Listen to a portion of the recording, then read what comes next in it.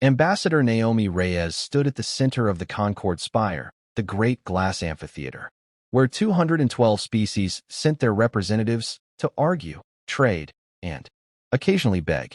Above her, tiered balconies rose into shadow, packed with delegates of every shape the galaxy had bothered to invent: chitinous, gaseous, multi-limbed, luminous. All of them were looking down at her the way one looks at a stray dog that has wandered into a formal dinner. Ambassador Reyes, said first speaker Olin Vey from the high dais.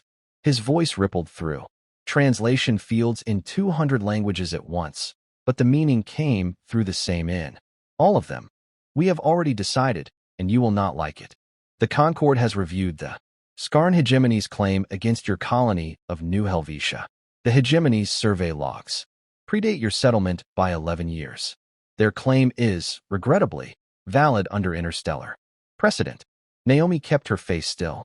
She had represented Earth at the Concord for 6 years, long enough to know that regrettably valid was diplomatic language for we're not going to help you. New Helvetia has 400,000 people living on it, she said. Farmers, teachers, children who've never seen another sky. The hegemony wants us gone in 72 hours. Then I would suggest you begin the evacuation, said a delegate whose body was a slow drifting column of luminous gas. The Skarn have not lost a campaign of conquest in 3 centuries. Ambassador, 61 species have learned to accommodate them. Humanity would be wise to do the same. Accommodate, Naomi repeated. You mean surrender.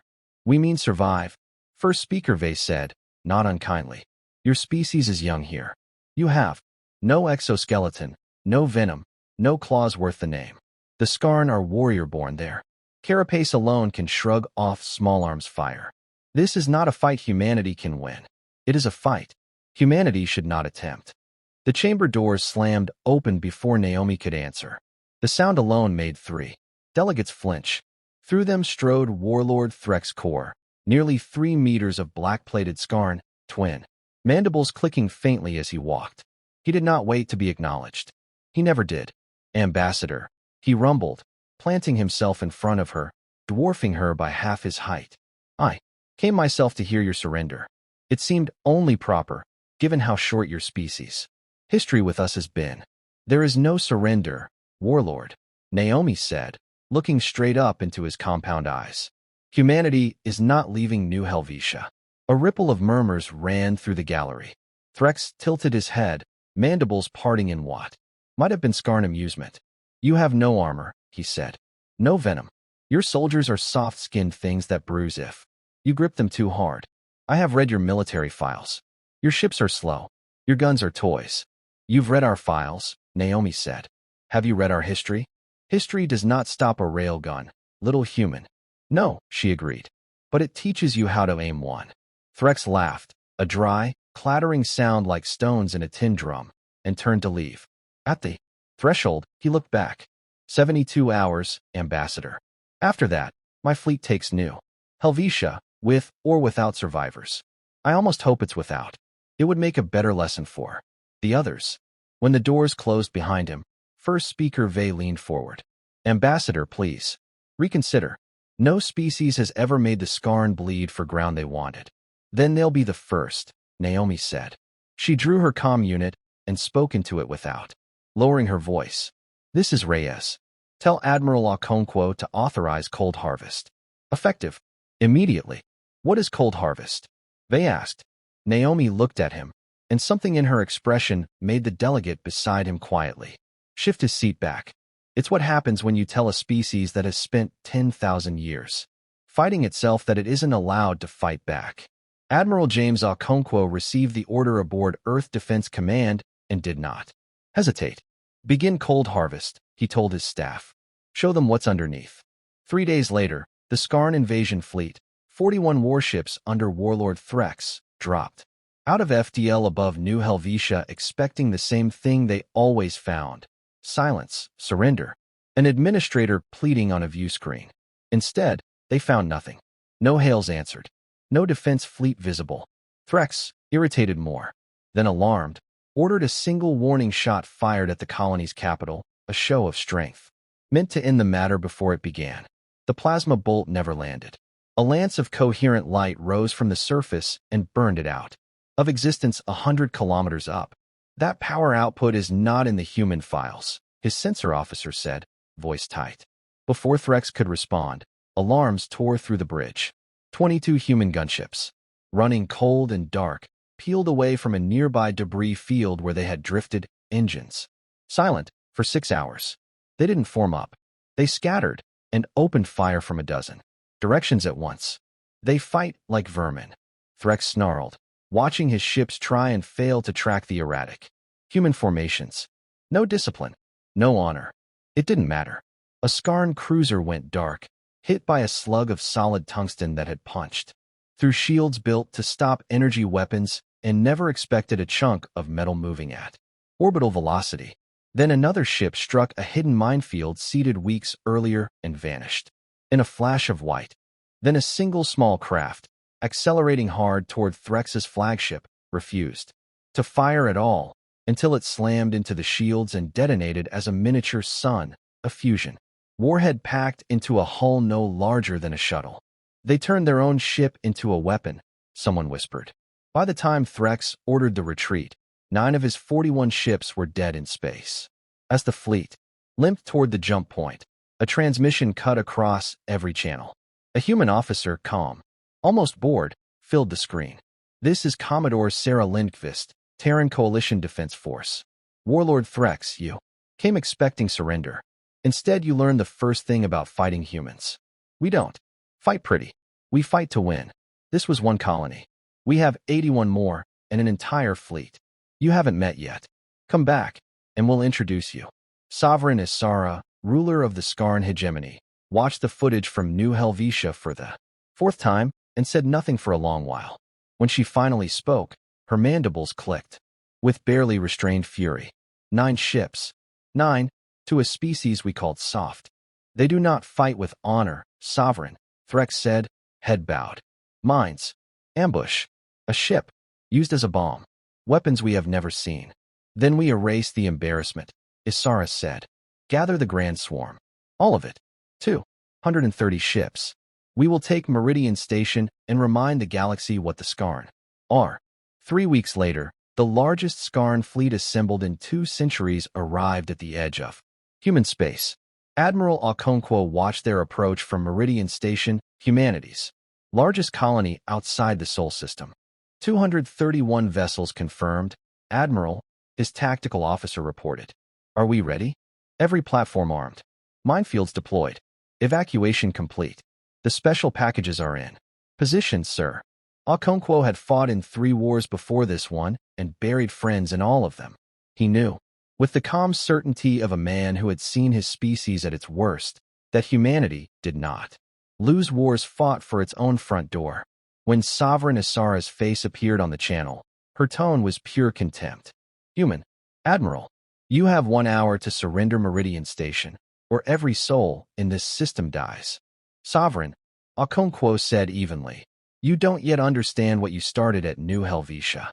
There's still time to turn around. There is no fear that turns the Skarn back, Isara said, and closed the channel. Well, Okonkwo told his bridge crew. We tried. Total defense doctrine, all of it. Give the order.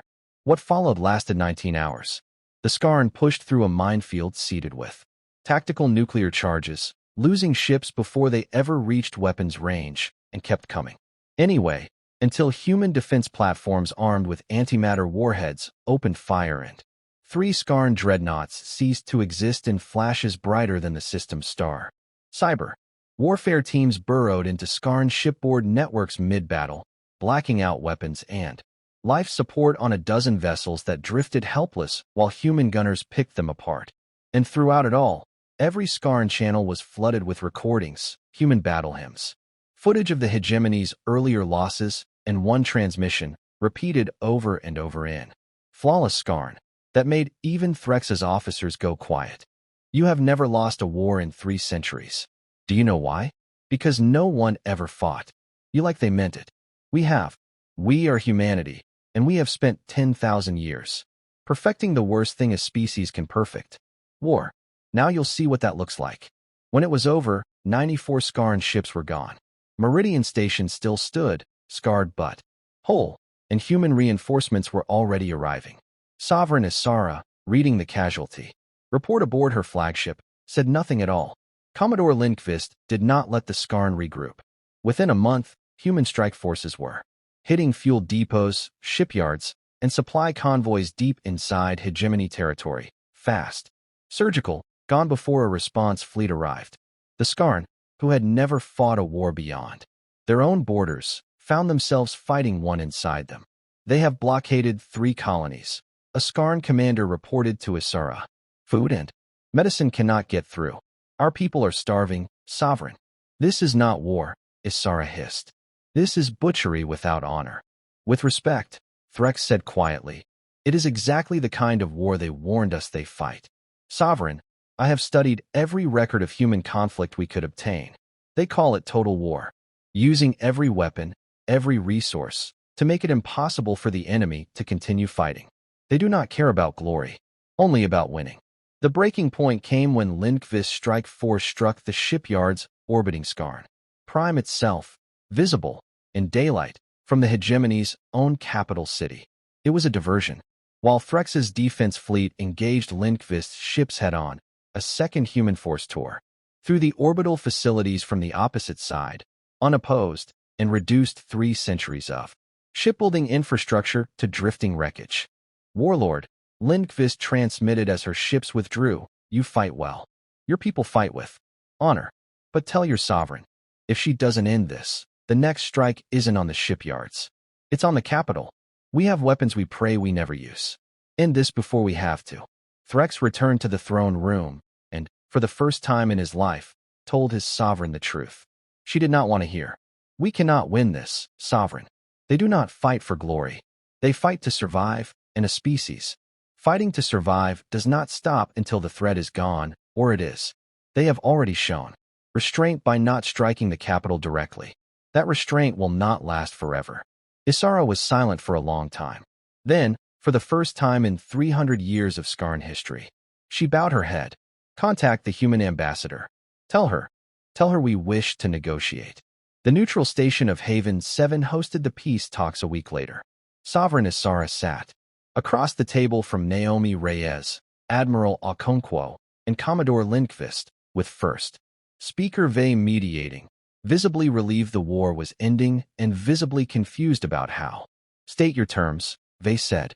The hegemony withdraws all claims on human territory, Isara said, voice flat with defeat. We cease hostilities immediately and ask only that our blockaded colonies receive aid. Agreed, Naomi said. There are additional terms. Reparations for the colonies you attacked. A 40% reduction of your battle fleet. And human observers attached to your command. Structure for the next decade. Harsh terms, Isara said. So was an armada at Meridian Station, Naomi replied. We accept, Threx said, before his sovereign could argue. She looked at him sharply, but he held her gaze. Sovereign, we lost. The humans could have struck Skarn Prime itself. They chose not to. That restraint is the only mercy left on this table. I suggest we take it. Lindqvist spoke for the first time. He's right. We had the firepower in position. Kinetic strikes. Antimatter charges. Enough to end your capital in an afternoon. We didn't use them. That's the difference between you and us, sovereign. You fight for conquest. We fight to be left alone. The moment our homes are safe, we stop. The room went silent. Threx studied Lindqvist for a long moment. How did your species become this? No claws, no armor, no great strength, and yet this. Because we had to, Lindqvist said. When we were weak, we built weapons. When we lost battles, we studied them so the next generation wouldn't. 10,000 years of fighting each other taught us everything we needed to know the day someone else decided to fight us. The treaty was signed an hour later. A week after that, Naomi stood before the full Concord spire again, every delegate present. Several new species sending representatives just to listen. The war with the Skarn hegemony is over, she said. They surrendered. But I'm not here to gloat. When they threatened us, we asked this Concord for help. You told us to evacuate. You were wrong. Not because you were foolish, but because you judged us by what we looked like. Not by what we'd survived. Now you know. So does the galaxy. She looked around the chamber. Here is the only lesson that matters. Threaten humanity, and you will face everything we have. Come to us in friendship, and you'll find no more loyal ally in this galaxy. A delegate from a small, frequently bullied species raised a tentative limb. Ambassador, would humanity stand with others facing what you faced? If you'll stand with us in return, Naomi said. Not protection for obedience. Partnership. Between equals. Within a week, 19 species had requested alliance talks. Months later, when a minor power called the Veil Cluster tried to extort a human trade convoy, passing through neutral space, the convoy's captain didn't bother arguing. She simply transmitted a file labeled Skarn War, full record. The Veil ships withdrew without another word. On Earth, in a quiet field where the fallen were remembered, Admiral Okonkwo stood before a wall carved with names. Naomi joined him in silence. Was it worth it? He asked finally. She didn't answer right away. Below them, a child's class was visiting the memorial, listening to a teacher explain what the names meant. Ask them in 20 years, Naomi said. Ask them if their children ever had to fight a war like this one. If the answer's no, then yes. It was worth it. Thank you for reading, and stay tuned for the next part.